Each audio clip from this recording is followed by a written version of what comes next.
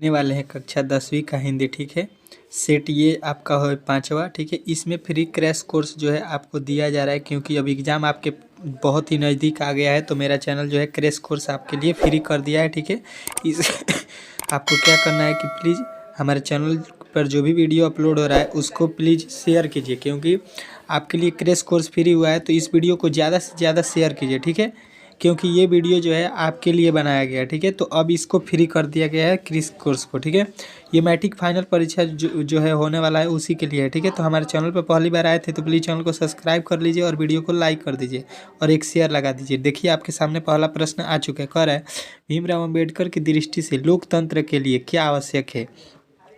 तो आपको याद रखना है कि लोगों में पारस्परिक श्रद्धा और समानता का भाव होना आवश्यक है कि किन के अनुसार, तो भीमराव अंबेडकर के अनुसार। ठीक है, थोड़ा सा खांसी हो चुका है तो एडजस्ट कर लीजिएगा। The rise and call of the Hindu women के लेखक कौन है। ठीक है, the rise and call of the Hindu women का लेखक कौन है, तो आपको याद रखना है भीमराव अंबेडकर जी हैं। ठीक है, चलिए अगला प्रश्न देखिए आपके सामने आ चुका है। 20 के दांत कहानी प्रमुख पात्र कौन है।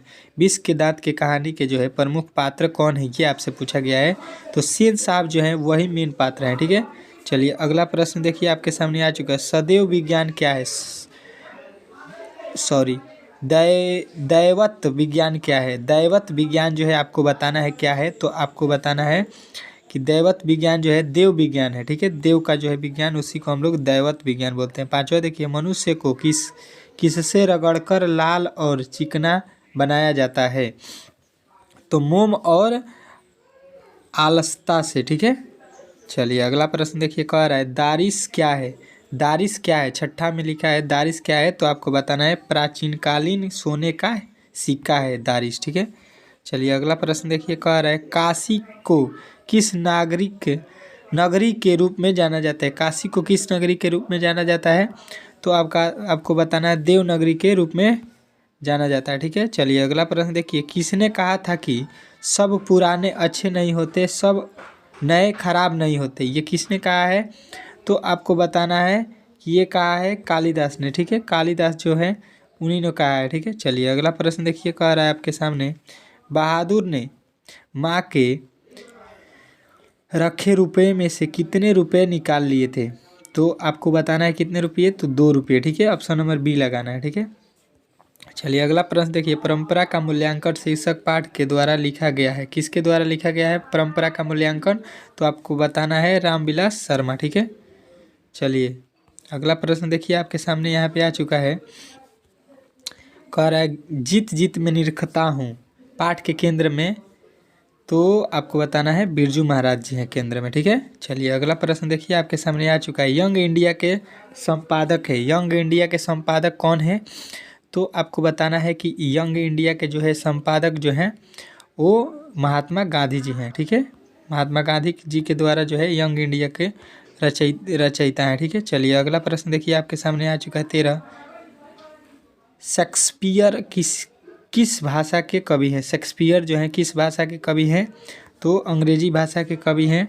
चलिए अगला प्रश्न देखिए आपके सामने आ चुका है, तीसरा साक्ष्य पुस्तक किसके द्वारा लिखी गई, तो आपको याद रखना है किसके द्वारा लिखा गया है, तो अशोक वाजपेयी। ठीक है, चलिए अगला प्रश्न देखिए, कह रहा है राष्ट्रकूट शासक कहाँ के रहने वाले थे, तो आपको याद रखना है कर्नाटक के रहने वाले थे। ठीक है, चलिए अगला प्रश्न देखिए आपके सामने आ चुका है, यहाँ पे कह रहा है ट का उच्चारण स्थान क्या है। ठीक है, ट का जो है उच्चारण स्थान आपसे पूछा गया है, तो मुर्दा होता है ट का उच्चारण स्थान। ठीक है, चलिए अगला प्रश्न देखिए आपके सामने आ चुका है, नायक का संधि विच्छेद क्या है। नायक जो है उसका संधि विच्छेद जब निकालिएगा तो नय धन अक होता है। ठीक है, चलिए अगला प्रश्न देखिए आपके सामने आ चुका है, निम्नलिखित में शुद्ध शब्द है। निम्नलिखित में से कौन जो है शुद्ध शब्द लिखा गया है। ठीक है, तो वनवास जो है शुद्ध शब्द लिखा गया है। ठीक है, वीडियो को पूरा अंत तक देखिए।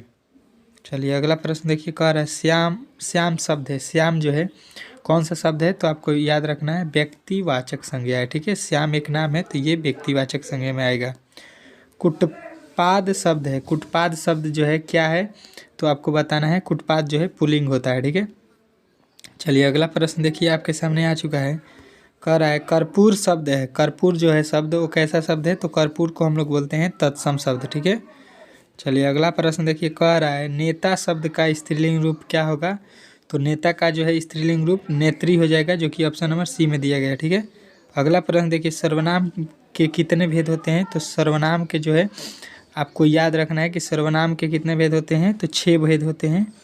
चलिए अगला प्रश्न देखिए आपके सामने आ चुका है। कह रहा है यह घर किस विशेषण का उदाहरण है, यह घर किस विशेषण का उदाहरण है, तो सर्वनामिक विशेषण का उदाहरण है, ठीक है। चलिए अगला प्रश्न देखिए आपके सामने यहाँ पे आ चुका है।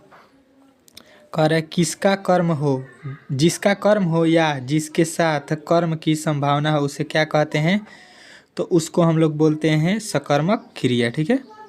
चलिए अगला प्रश्न देखिए आपके सामने आ चुका है। रसखान किस राजवंश के उत्पन्न हुए, रासखान जो है किस राजवंश से उत्पन्न हुए थे, तो आपको बताना है पठान राजवंश से, ठीक है। चलिए अगला प्रश्न देखिए। मो मन मासिक लय गयो चिते चुर चंदन किस कविता की पंक्ति है यह, ठीक है। तो ये जो है आपको किस पंक्ति की है, तो प्रेम आयनी श्री राधिका जी। चलिए अगला प्रश्न देखिए। कह रहा है कुंवर नारायण की कविता है, कुंवर नारायण जी हैं उनकी कौन सी कविता है, तो आपको याद होगा पाठ का नाम एक वृक्ष की हत्या, उनके द्वारा ही लिखा गया है। प्रेम घन अपना आदर्श किसे मानते हैं, तो प्रेम घन जो है अपना आदर्श आपको याद रखना है भारतेंदु हरिश्चंद्र को मानते हैं, ठीक है। चलिए अगला प्रश्न देखिए। लौट कर आऊँगा फिर कविता किस कवि द्वारा अनुवादित है, तो ये आपको याद रखना है किनके द्वारा, प्रयाग शुक्ल द्वारा अनुवादित है, ठीक है। चलिए अगला प्रश्न देखिए आपके सामने आ चुका है। जीवानंद दास किस भाषा के प्रसिद्ध कवि हैं, तो जीवानंद दास जो है आपको याद रखना है बंगाली कवि थे, बंगाल के, ठीक है।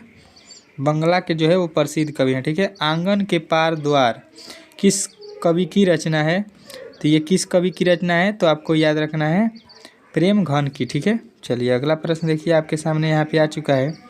कह रहे मानव का रचा सूरज मानव को बाप बनाकर सूख गया, यह पंक्ति किस पाठ की है, तो ये हिरोशिमा पाठ जो है उसी का है, ठीक है।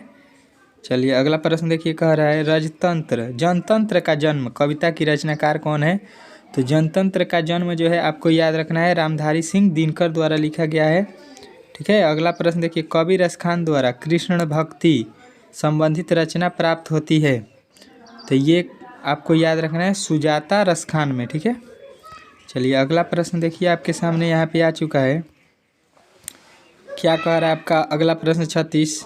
चितबंदरा किसके द्वारा लिखी गई है, तो चितबंदरा जो है आपको याद रखना है सुमित्रा नंदन पंत द्वारा लिखा गया, ठीक है। चलिए अगला प्रश्न देखिए। गुणाकर मूले का जन्म कब हुआ था, तो गुणाकर मूले का जन्म जो है आपको याद रखना है 1935 ईस्वी में हुआ था, ठीक है। अगला प्रश्न देखिए। बेटे के आंसू क्यों आते हैं, बेटे के जो है आंसू क्यों आते हैं, तो आपको याद रखना है कि बेटा का जो है आंसू है विफलता के कारण आते हैं, ठीक है। चलिए अगला प्रश्न देखिए। कह रहा है कवि धर्मवीर भारती द्वारा भाषांतरित कवि हैं, किस भाषांतरित कवि हैं, तो आपको याद रखना है ये मेरे बिना तुम प्रभु के कवि हैं, ठीक है।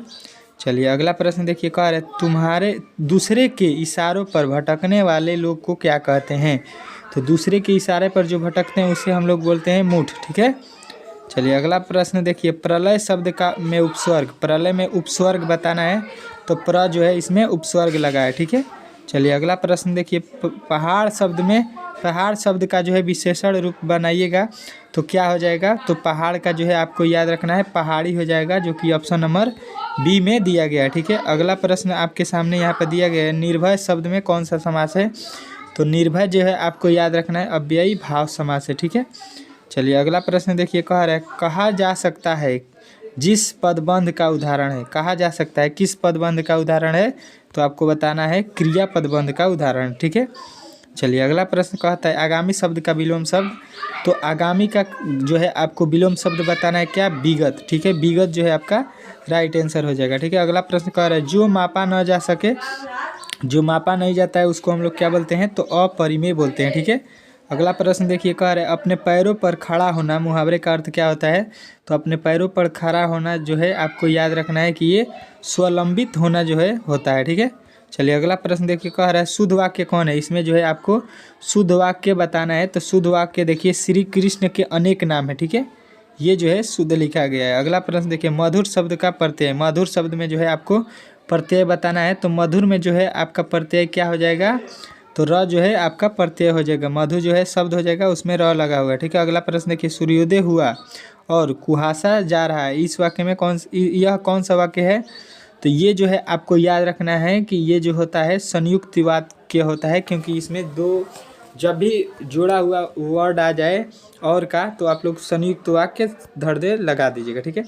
चलिए यहाँ पे हम लोगों ने इस सेट का 50 ऑब्जेक्टिव प्रश्न कर लिया है। इसके बाद से इसका पार्ट 2 में हम लोग 51 से लेके 100 तक ऑब्जेक्टिव प्रश्न को करने वाले हैं, ठीक है। तो इसके लिए हमारे चैनल पर पहली बार आए थे तो प्लीज़ चैनल को सब्सक्राइब कर लीजिए और वीडियो को लाइक कर दीजिए, ताकि मैं जब भी वीडियो दूसरा अपलोड करता हूँ इसका पार्ट 2, तो सबसे पहले आपके पास नोटिफिकेशन हो चला जाए, ठीक है, ताकि वो वीडियो आप लोग पहले ही देख सकें। क्योंकि आपका पेपर जो है बहुत जल्द होने वाला है, 2 महीना में, जो कि 2 महीना अब आपके पास समय बच चुका है, ठीक है। तो वो बहुत दिन नहीं है।